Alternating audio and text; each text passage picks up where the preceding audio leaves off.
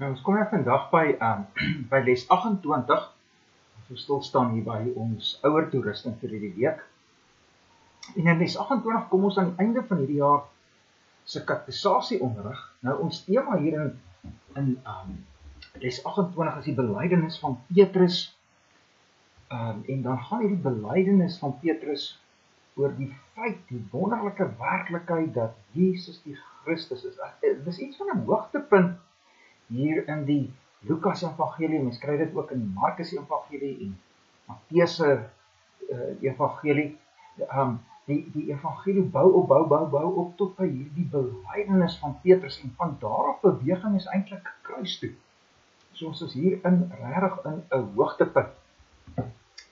Nou, ons volg weer, soos wat ons nou nog die hele tyd hier in ons toerusting hierdie jaar doen, in die ouer toerusting, maar ons in die Nuwe Testament is volgens die storielyn, soos Lukas dit vertel. Jesus se storie, die storielyn oor Jesus, ons volg Lukas se storielyn. Matteus en Markus is baie dieselfde, maar dit wyk op baie plekke af, soos dat elke outeur nou die geskiedenis saamstel onder inspirasie van die Heilige Gees, is dit elke outeur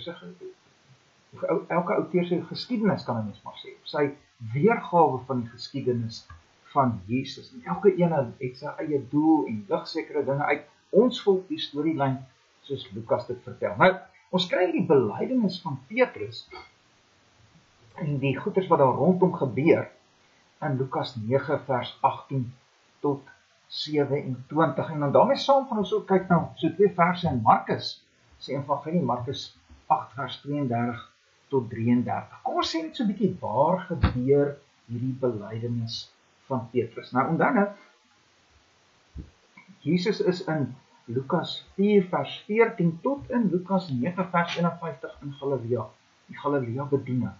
En dan gebeur hierdie belydenis wat Petrus doen, nie heeltemal in Galilea nie, maar ook hier in die noorde.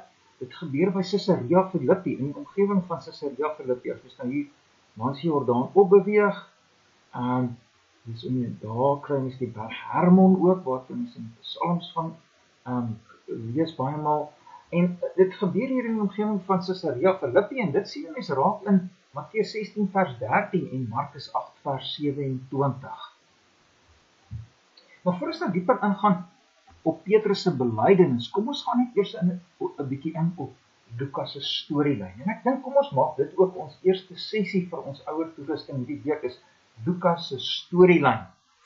Nou, ons het in les 27 gestop by Lukas 9 vers 10 tot 17, en dit is waar Jesus daardie baie brode gedoen het, die broodwonder met die 5 brode en die 2 vissies, waar Jesus gewys het dat hy die een is wat lewe gee en dit in oorvloed. En ons kom toe ook gekyk het na Johannes 6, waar Jesus die volgende dag na die broodwonder eintlik preek oor wat daardie wonder van hom beteken.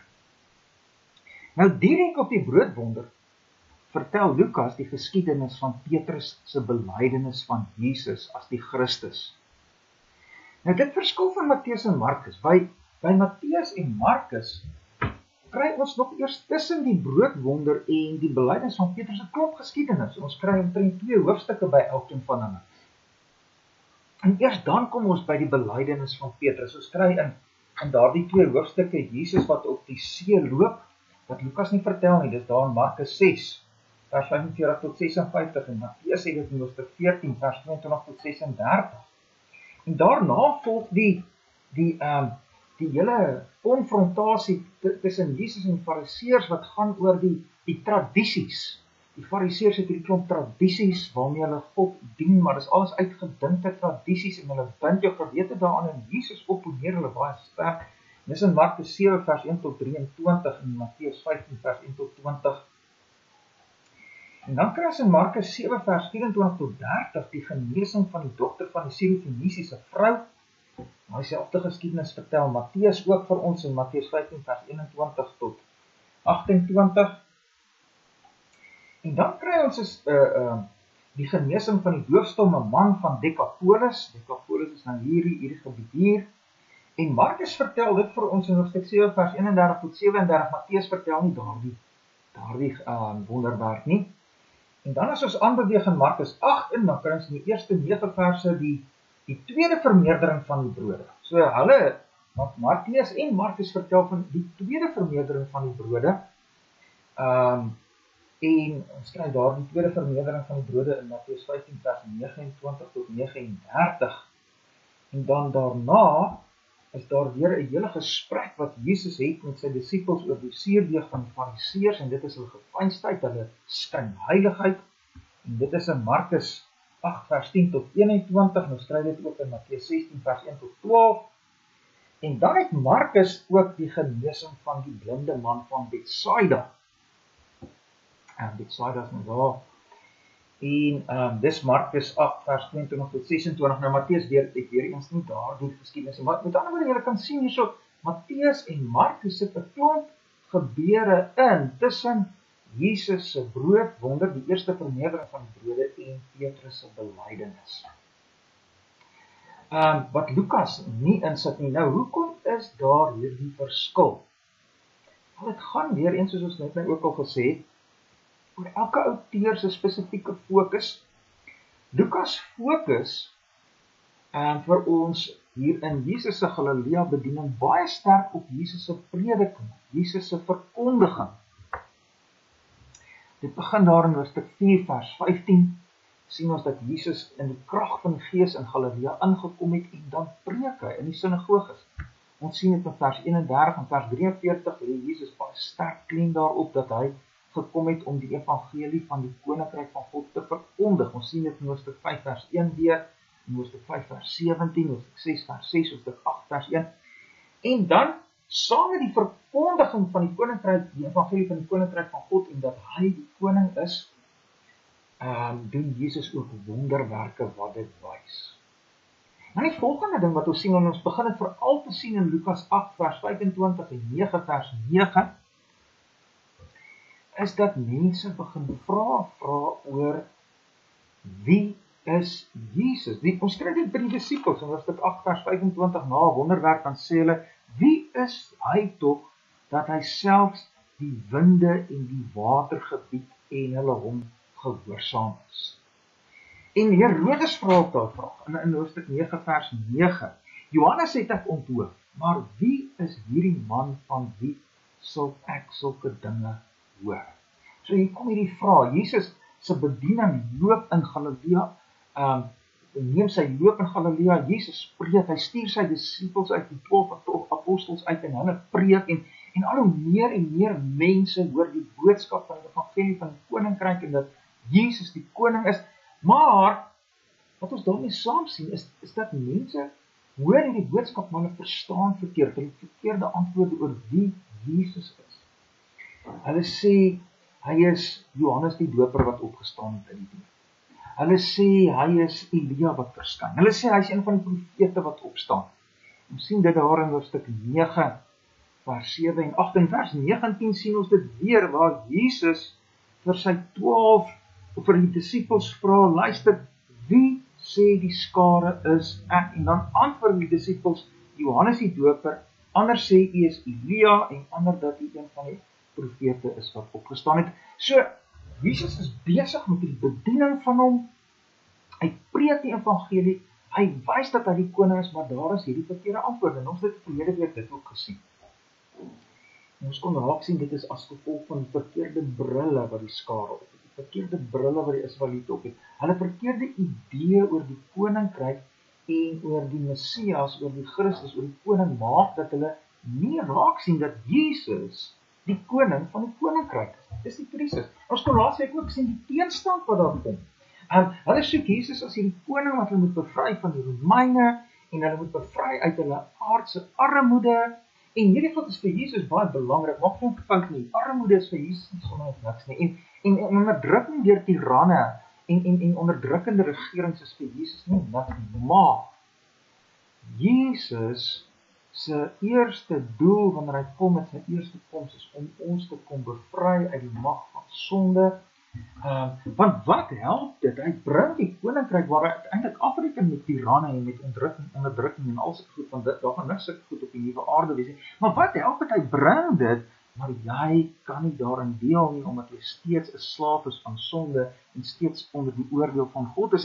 En dit is ons grootste krisis, as daardie goed weg is, as sonde weg is, as sonde slawerny weg is, as ons nie meer onder die oordeel van God is nie, dan verdwyn goed soos tirannie en onderdrukkende regerings van self. Nou,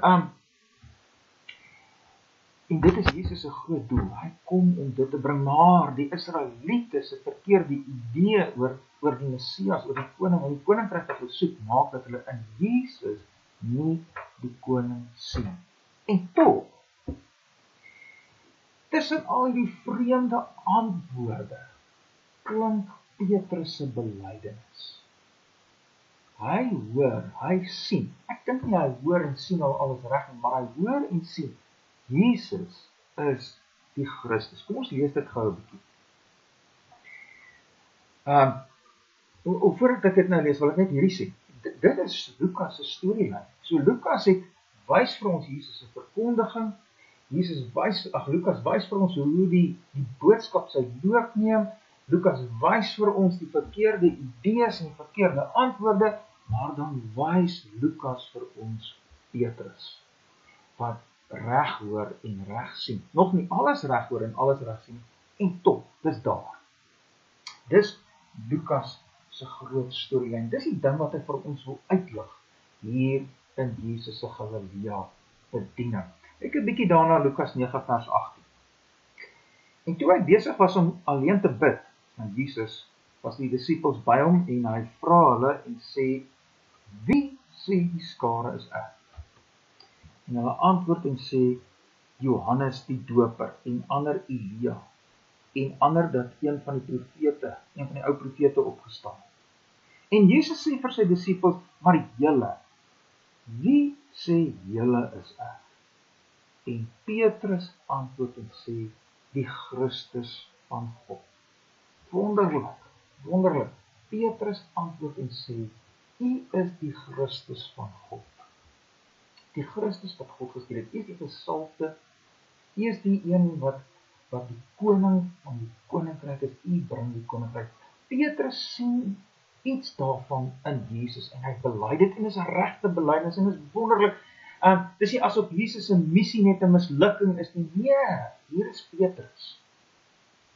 Nou, dis 'n hoogtepunt. Maar die hoogtepunt kom eintlik as 'n mens aanlees net na die belydenis van Petrus en al wat daar rondom gebeur het. Is die volgende grootste geskiedenis is in Lukas 9 vers 28 tot 36 en kom ons lees bietjie dit. Daar staan in omtrent 8 dae na hierdie woorde wat Jesus nou gepraat het met sy disippels na Petrus se belydenis en net wat Jesus daarna gesê het en ons sal net nou daarby terugkom. 8 dae daarna het hy Petrus en Johannes en Jakobus saamgeneem en op die berg geklim om te bid en terwyl hy bid, het die voorkoms van sy aangesig anders geword en sy klere skitterend wit, asof die godheid van Christus dwars deur sy mensheid begin skitter. En daar was 2 manne in gesprek met hom. Die een was Moses en die ander Elia. Wow, hier gebeur het groot goed. Hulle het in heerlikheid verskyn en van sy uitgang gespreek. Sy uitgang is nou wanneer hy Jerusalem toe gaan om kruis toe te gaan. Hy het oor sy uitgang gespreek wat hy in Jerusalem sou volbring.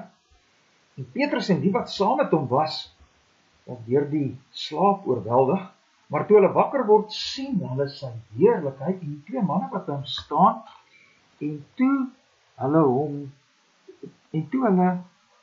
van hom weggaan, sê Petrus vir Jesus, Meester, dit is goed dat ons hier is, laat ons dan 3 hutte maak, een vir u, een vir Moses en een vir Elia. Hy het nie geweet wat hy sê nie, maar toe hy dit sê, kom daar 'n wolk en oordek hulle, en hulle het bang geword. Toe daardie manne in die wolk ingaan. Daar kom 'n stem uit die wolk wat sê, dit is my geliefde seun, luister na hom. Petrus luister na hom. En wonderlik, Petrus het 'n belydenis oor Jesus, dat hy die Christus is, maar hier praat God die Vader uit die hemel en hy sê duidelik vir Petrus, luister, hierdie is my seun. Hy is die koning. Petrus, luister na hom. Petrus het dit so nodig. Petrus het hierdie boodskap so nodig. Ek en jy ook. Ons moet na die Here Christus luister. Ons lewe hang daarvan af. Nou kom ons gaan van hier af weer terug na die belydenis van Petrus. Petrus het nou die wonderlike belydenis uiteindelik. Lukas vertel dit vir ons, dit bou alles op so toe hy wys vir ons hoe Jesus se prediking en hoe Jesus se wonderwerke Petrus en die ander 12 disippels, die naderkring disippels daarby bring om te sê, Jesus is die Christus. Nou, wat gebeur toe direk na hierdie belydenis? Nou, dis waarby ons gaan stil staan in ons tweede toerusting sessie vir hierdie week.